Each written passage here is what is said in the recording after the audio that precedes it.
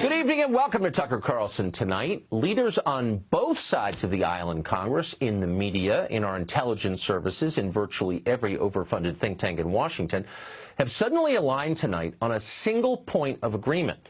America must go to war in Syria immediately. Bashar al-Assad cannot continue to lead that country. He must be overthrown. Assad is an evil man, they tell us. His latest crime is a chlorine gas attack carried out over the weekend by his forces against a rebel-held suburb of Damascus. Assad's poison gas suffocated children. Pictures of the aftermath of that are all over the internet, and they are horrifying. Assad is a monster. That's the official story. Almost everyone in power claims to believe it. The push to war in Syria, by the way, has united politicians from both sides. Lindsey Graham and Howard Dean typically agree on very little. Not much at all. But today they are both calling for war in Syria. Graham is demanding massive attacks on the Syrian military. Dean is going even further than that. On Twitter, he called the president, quote, a wimp for merely sending thousands of troops and launching tons of bombs at Syria. That's not enough for Howard Dean, who, as you may remember, once ran for president as the peace candidate. Tonight, he wants total war in Syria. Television pundits, of course, strongly agree. This morning, the foreign policy team over on MSNBC explained that it's far more important for American troops to fight in Syria than it is to secure our own border here in America. Watch. There's no question that now, all these years later, it is Donald Trump's challenge. He has to take action. He's spoken to Macron. What he ought to do is a coordinated action. There has to be a comprehensive response. As Trump leaves to fight his imaginary border war, he's leaving the real war where we could make a difference, and said he's turning it over to Assad and to Iran and to ISIS. This is something that Barack Obama wouldn't even do if confronted with these set of facts. Trump has to take action in Syria. Everyone nods sagely. That ought to make you nervous.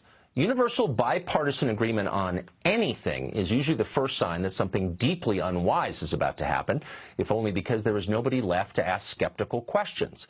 And we should be skeptical of this, starting with the poison gas attack itself. All the geniuses tell us that Assad killed those children. But do they really know that? Of course they don't really know that. They're making it up. They have no real idea what happened. Actually, both sides in the Syrian civil war possess chemical weapons. How would it benefit Assad using chlorine gas last weekend? Well, it wouldn't. Assad's forces had been winning the war in Syria. The administration just announced its plans to pull American troops out of Syria, having vanquished ISIS. That's good news for Assad, and about the only thing he could do to reverse it and to hurt himself would be to use poison gas against children. Well, he did it anyway, they tell us. He's that evil. Please. Keep in mind, this is the same story they told us last April. Do you remember that? It was almost exactly a year ago.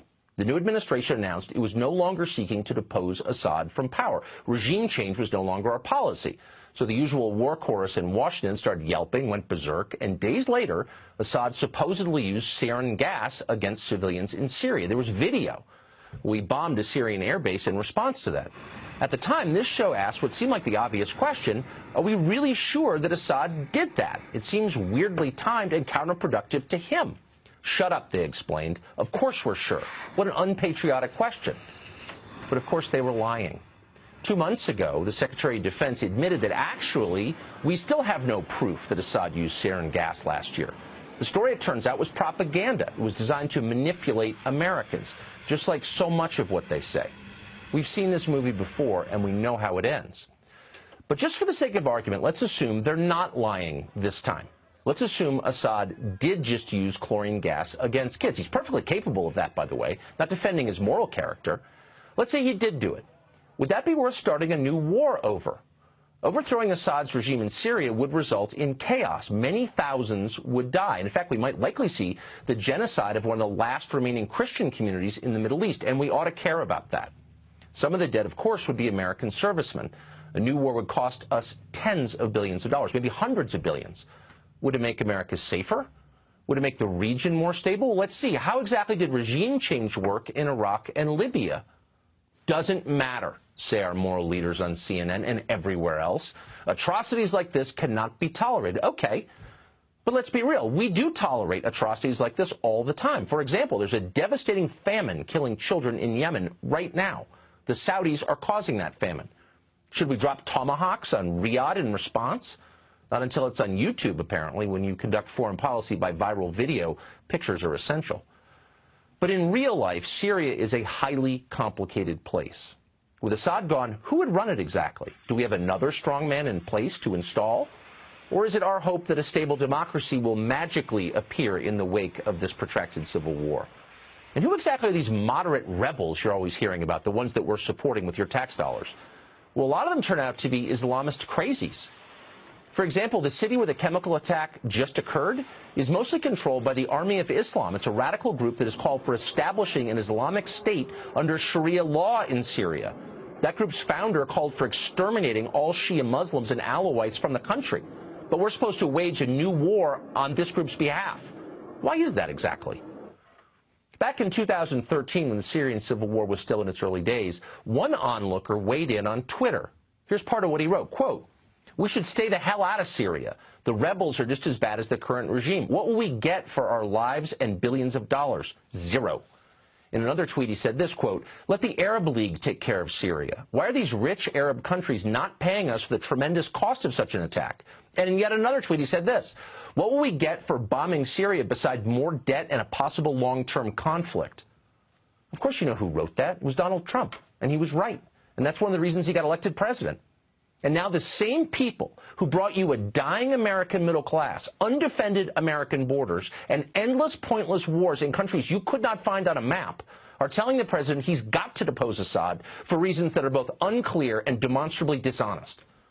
And by the way, it may happen. But before it does, Congress ought to consider a brand new constitutional amendment. Let's call it the Lindsey Graham Amendment. And here's what it would say. Congress shall topple no government until it finishes rebuilding the last government it toppled. And furthermore, talk show generals shall be required to personally visit the battlefield of every war they advocate for. End of amendment. That would have an immediate and positive effect. Let's hope it passes.